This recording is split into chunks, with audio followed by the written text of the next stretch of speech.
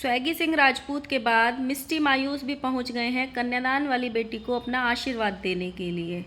अगर जलन नहीं है, रास्ते अलग हो गए हैं, रिश्ते ख़त्म हो गए हैं, किसी का किसी से कोई मतलब नहीं है, लेना देना नहीं है, तो बेंगलोर वाली जीजी के अंदर इतनी बेचैनी क्यों हो रही है कि पैनल पैनल जाके रात रात भर पुरानी बातों को दोहराया जा रहा है, पुरानी बातों को किया जा रहा है कि अंबाला में क्या हुआ, मिसकैरेज के टाइम पे क्या हुआ, हमने कन्यादान करके क्या गलती कर दी, हमने दिल से अपनाया, हमने तिलक किया, हमने राजपूत बनाया, हमने विदाई करी। और उसने अपनी तरफ से कुछ नहीं किया, उसने सिर्फ हमको डसा, हमारी पीठ में छुरा भोंका। लेकिन इस टाइम ये बातें क्यों की जा रही हैं, अभी क्यों की जा रही हैं? हेलो गाइस, राधे राधे, जय श्री कृष्णा। स्वागत है एक और नए वीडियो में। आई होप सब अच्छे होंगे, स्वस्थ होंगे, मस्त होंगे और जहाँ भी होंगे तंदुरुस्त होंगे। अगर आपको मेरी वीडियो अच्छी लगती है तो प्लीज़ गाइस वीडियो को लाइक करना, वीडियो पे कमेंट करना। जिन लोगों ने भी अभी तक चैनल को सब्सक्राइब नहीं किया हुआ है, प्लीज़ गाइस चैनल को सब्सक्राइब कर लीजिएगा। सो गाइस, सबकी प्रतिक्रिया आनी स्टार्ट हो चुकी है, थंबनेल सबके चेंज हो चुके हैं। जगत भैया ने भी एक वीडियो रात को शेड्यूल करी थी जो अब तक लाइव नहीं की है, जिसका थंबनेल डाला था कि अब जवाब देना ज़रूरी है, मुझे किसी से क्यों जलन होगी, माता रानी ने मुझे सब कुछ दिया है, इस तरीके का उन्होंने थंबनेल डाला था। और रात को जगत भैया की जो सिस्टर हैं वो भी किसी पैनल पे जाके अपनी पूरी सफाइयाँ दे रही थी और पूरी चीज़ों को बता रही थी जो भी अंबाला में हुआ।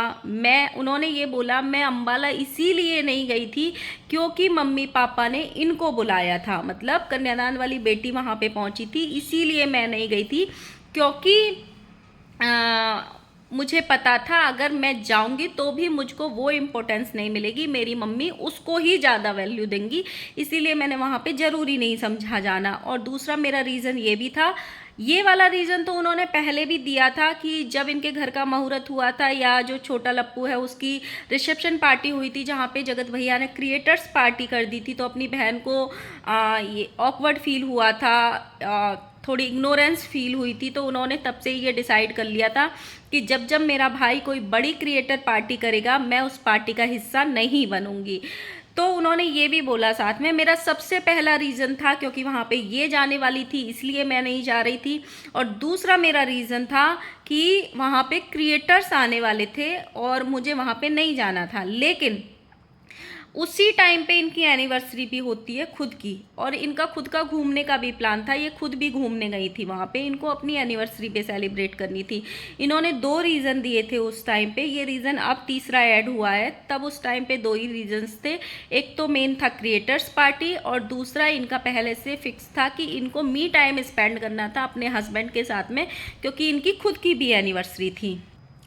लेकिन मुझे ये समझ में नहीं आ रहा है, कुछ ऑडियंस देखो, जिसको जिससे हेट करना है वो उसको गाली ही देगा, उसको बुरा ही लगेगा। जो राज फैमिली से प्यार करते हैं, जो उनकी ऑडियंस है, उनको जो कन्यादान वाली बेटी है वो बुरी ही लगेगी, नागिन ही लगेगी।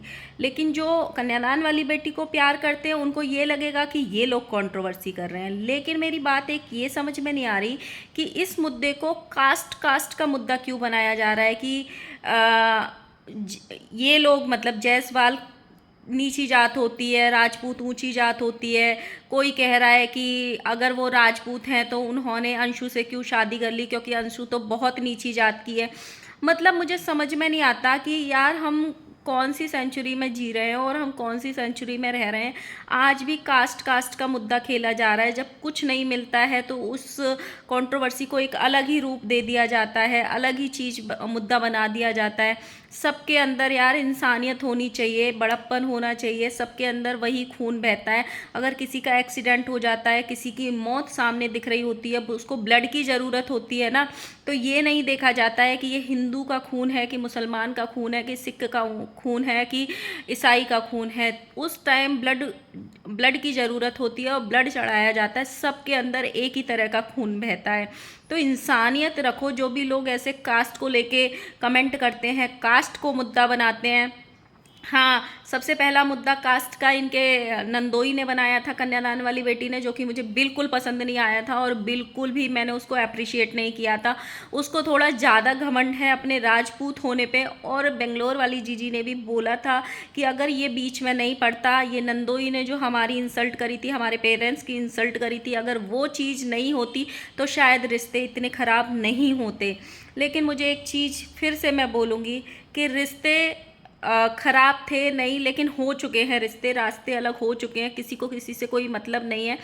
अब उसकी एनिवर्सरी है, वो किसको मिला, किसको बुलाए, किसको नहीं बुलाए, कौन उसका जो निमंत्रण है वो स्वीकार करे, कौन नहीं आए, वो उन पे डिपेंड करता है। अब इस चीज़ का मुद्दा क्यों बनाया जा रहा है कि उसके यहाँ पे स्वैगी सिंह राजपूत आ गया, उसने निमंत्रण दिया, उसने स्वीकार किया और वो पहुंच गया। अभी मैंने देखा एक लेटेस्ट ब्लॉग में जहाँ पे मिस्टी मायूस भी पहुंच गए हैं। एक चांदनी मेकओवर है जो राज परिवार से भी अच्छे रिश्ते हैं उनके, उनके यहाँ पे भी बहुत बार फंक्शंस में वो दिखाई दी हैं। चांदनी मेकओवर वो भी वहाँ पे पहुँची हैं और जो पंकज निशा हैं वो भी वहाँ पे पहुँचे हैं। तो बहुत सारे लोग पहुँचे हैं और ऐसा कोई भी नहीं है। जब पीक कंट्रोवर्सी थी तो किसने जगत भैया को बुरा नहीं बोला, किसने वीडियो नहीं बनाई, सब ने ही बनाई थी। लेकिन सबके अपनी अपनी चीज़ें हैं। अभी कामनी वाला मुद्दा जो हो रहा था कि कामनी ने आने से मना कर दिया, तो कामनी के संग जो जगत भैया की कंट्रोवर्सी हुई थी, अभी मुझे किसी ने बताया कि छोटे लप्पू ने भी उनको इनवाइट किया है अपनी बीवी के बर्थडे पे, कामनी को।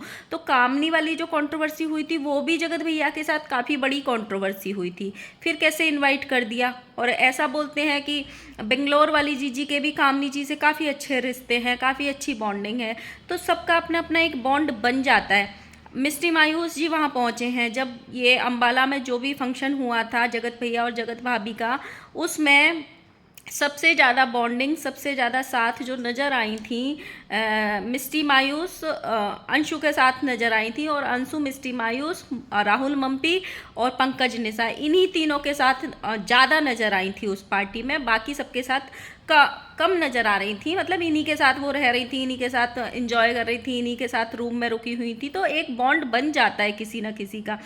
लेकिन जब रिश्ते अलग हो गए हैं तो अब वो किसी को भी बुलाए तो तुमको इतनी बेचैनी क्यों हो रही है? तुमको तो इग्नोर करना चाहिए भाई। अच्छा हुआ तुम्हारी आंखें खुल गई समय रहते। अगर ये चीज़ें और आगे बढ़ती तो कहीं ना कहीं तुम्हारे ही लिए ज़्यादा प्रॉब्लम होती। साथ में बेंगलोर वाली जीजी ने ये भी बोला कि अच्छा हुआ हमारे मम्मी पापा बच गए, हमारे मतलब। और जो अम्बाला में हुआ, जो मिसकैरेज का इल्ज़ाम लगा, उसमें सबसे ज़्यादा सफ़र उस टाइम जो हमारी भाभी हैं उन्होंने सफ़र किया था। उन्होंने रिप्लाई भी नहीं किया, आज तक उन्होंने अपना पक्ष ही नहीं रखा। ये बोल तो पक्ष उनको बहुत पहले रख देना चाहिए था और उनकी तरफ से पक्ष रखा गया था, उनके मुंह से नहीं रखा गया। लेकिन जगत भैया बराबर आए थे, आंटी जी बराबर आई थी, बेंगलोर वाली जीजी बराबर आई थी, तो सब ने पक्ष रखा था। ऐसा कुछ नहीं है कि सिर्फ भाभी बोलेंगी तभी पक्ष रखा जाएगा। वीडियोस तो सबके यहाँ से आए थे। साथ में बेंगलोर वाली जीजी ने ये भी बोला कि हमें बहुत पहले ही, मतलब हमें पहले ही पता चल गया था किसी से, किसी के थ्रू, कि यहाँ पे स्वैगी सिंह राजपूत आने वाला है। तो मतलब कहीं ना कहीं तो तुम भी नज़र गड़ा के बैठे हो उस फैमिली पे कि कौन आने वाला है, कौन नहीं आने वाला है, किसको बुलाया है, किसको नहीं बुलाया है। तो आपकी भी नज़रें तो वहीं टिकी हैं। जबकि आपको, मुझे लगता है इस टाइम ऐसा टाइम है कि आपको इग्नोर करना चाहिए। जब रास्ते अलग हो गए, बहुत सारी कंट्रोवर्सीज हुई हैं पीछे अगर आप देखें तो सबसे अच्छे रिश्ते थे जिनसे भी आपकी कंट्रोवर्सीज हुई हैं। तो क्या आप उन पे भी नज़र रखते हैं? नहीं रखते हैं ना। जब रास्ते अलग हो जाते हैं तो किसी का किसी से कोई मतलब नहीं रहता है कि कौन क्या पहन रहा है, कौन क्या नहीं पहन रहा है, किसके यहाँ कौन आ रहा है, किसके यहाँ क्या खाना बनाए। इन चीज़ों से अगर आप अपना दिमाग नहीं हटाओगे, अपनी नज़रें नहीं हटाओगे, तो कहीं ना कहीं आपको खुद को ही प्रॉब्लम होगी। साथ में बेंगलोर वाली जीजी ने ये भी बोला कि मैं ये वीडियोस बनाती नहीं जो अभी बनाई थी। जब बात मेरे पापा पे आई थी, मैं तब इस कंट्रोवर्सी में आई थी, जब मेरे पापा पे ये इल्ज़ाम लगा था कि मेरे पापा ने पैसे खा लिए। बट इन सब से परे आपने वीडियोस बना दिए, वहाँ से इनविटेशन आया, आप सब ने वीडियोस बना दिए, वहाँ से अग्रेशन और बेतुका वीडियो आया था जिसमें उसका घमंड दिखा था, जो स्वाहा वाला वीडियो था, जो भी था जलन वाला वीडियो था, उसके लिए भी आपने बोल के वीडियो बना दिया। तो अब पुरानी बातों को करने का क्या सेंस है, पैनल पैनल जाके सफाई देने का क्या सेंस है, वो भी इस टाइम पे। कहीं ना कहीं ये वही वाला हो गया कि तुम भी तो इसी चीज़ पे रुकना चाहते हो, तुम भी तो कंट्रोवर्सी का हिस्सा बने रहना चाहते हो, वो उन्हीं बातों पे रुकना चाहते हो। ना बड़ा भाई इतना ध्यान दे रहा है, ना छोटा भाई इतना ध्यान दे रहा है। माता जी तो बिल्कुल ही अपने मुंह से एक शब्द भी नहीं निकाल रही हैं, उनके थंबनेल्स भी इतने ज़्यादा वो नहीं आ रहे हैं। और वो तो सिवान छोड़ के पटना भी चली गई हैं। मैंने रात को उनका पटना जाने वाला ब्लॉग देखा कि हम 2 दिन के लिए पटना जा रहे हैं किसी काम से, चाहे वो काम हो। लेकिन सबसे अच्छा है कि वो रिएक्ट नहीं कर रही हैं, और सबसे बेस्ट वही होता है कि जब इंसान रिएक्ट नहीं करता तो ऑडियंस भी समझ जाती है कि यार अच्छा इंसान है, रिएक्ट नहीं कर रहा है, देखो इतनी बड़ी चीज़ कर दी। आपके लिए अच्छाई अपने आप वहीं पे आ जाएगी जब आप रिएक्ट नहीं करोगे कि चलो यार उसका फंक्शन था, इन लोगों ने कुछ भी रिएक्ट नहीं किया। तो लेकिन आप तो पुरानी बातों को करे जा रहे हो, पुरानी बातों को, तो कहीं ना कहीं आप भी तो वही कंट्रोवर्सी को दोबारा लाना चाहते हो, पुरानी बातों को करना चाहते हो। आप भी ये ऐसे फील हो रहा था जैसे कि आप भी ये चाहते हो कि पुरानी बातें फिर से हों। और भाई ये जो पंकज हैं इंटरनेशनल जीजा जो बने हुए हैं, भाई ऐसे लगता है अगर किसी की शादी में पहुंच जाएं तो नाचने वाले की कमी नहीं होगी उस शादी में। मतलब जगत भैया की शादी में भी सबसे ज़्यादा यही नाचते हुए नज़र आ रहे थे हर जगह। और कन्यादान वाली बेटी के यहाँ पे भी नाचने का मोर्चा जो है वो जगत जी, वो सॉरी इंटरनेशनल जीजा जी ने संभाला हुआ है। मतलब जीजा जी ऐसे हो गया है कि किसी शादी में अगर कोई रिश्तेदार नाचने वाले ना हो तो आपको इनवाइट कर दें, आप पूरे नाचने वालों की कमी पूरी कर दोगे। आपका नाम इंटरनेशनल जीजाजी से हटा के नाचने वाला जीजाजी रख दो। मतलब आपको इतना शौक है नाचने का कि चारों तरफ जब भी कहीं आते हैं, इधर कोने में आप दिखाई दे रहे होते हैं दूसरे के वीडियो में, उधर कोने में, उधर कोने में, सब जगह इंटरनेशनल जीजाजी सिर्फ नाचते हुए ही दिखाई देते हैं भाई। मतलब अगर किसी को इनवाइट करना है जिसके यहाँ नाचने वाले रिश्तेदार नहीं हैं तो ध्यान रखना भाई, एक इंटरनेशनल जीजाजी हैं जो 10 लोगों के बराबर अकेले नाच सकते हैं आपके यहाँ पे फंक्शन में। सो गाइज अभी देखना बाकी है फिर से क्या रिएक्शन आएगा, मिस्टी मायूस का क्या ब्लॉग आएगा। बट मुझे लगता नहीं है कि मिस्टी मायूस ब्लॉग बनाएंगी, क्योंकि उन्होंने पहले बोल दिया था, जगत भैया के यहाँ फंक्शन था तब भी कोई ब्लॉग नहीं बनाया था, सिर्फ रील्स बनाए थे। उन्होंने ये बोल दिया था कि अब मैं जब भी जहाँ जाऊँगी किसी के फंक्शन में या क्रिएटर पार्टी में तो मैं ब्लॉग नहीं बनाऊँगी, ताकि लोग मुझ पर ये इल्ज़ाम ना लगाएं कि ब्लॉग बनाने आ जाते हैं लोग। तो मुझे लगता नहीं है यहाँ का भी उनका ब्लॉग आएगा। हाँ रील्स ज़रूर आएंगी जैसे कि वो पहुँची हैं, लेकिन अंशु के ब्लॉग में प्रॉपर दिखाई देगा वो किसके साथ पहुँची हैं, कैसे पहुँची हैं और कैसे उनका स्वागत हुआ है, वो सब ज़रूर आने वाला है। तो बने रहिए आगे वाले ब्लॉग्स में और देखते हैं यहाँ से कैसे जवाब आता है।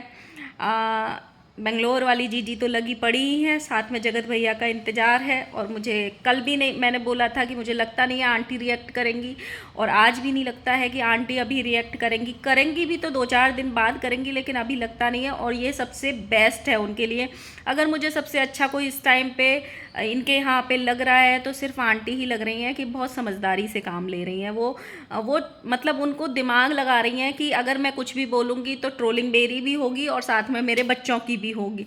तो वो उस सब में पढ़ना नहीं चाहती हैं, इसीलिए उनके ना थंबनेल वैसे आ रहे हैं ना कोई भी जवाब वैसे आ रहा है। तो देखते हैं आगे क्या होता है। मिलते हैं नेक्स्ट वीडियो के साथ में। वीडियो अच्छी लगे तो प्लीज़ गाइस लाइक करना, कमेंट करना। जिन्होंने भी सब्सक्राइब नहीं किया हुआ है प्लीज़ गाइस चैनल को सब्सक्राइब कर लीजिएगा। Bye bye.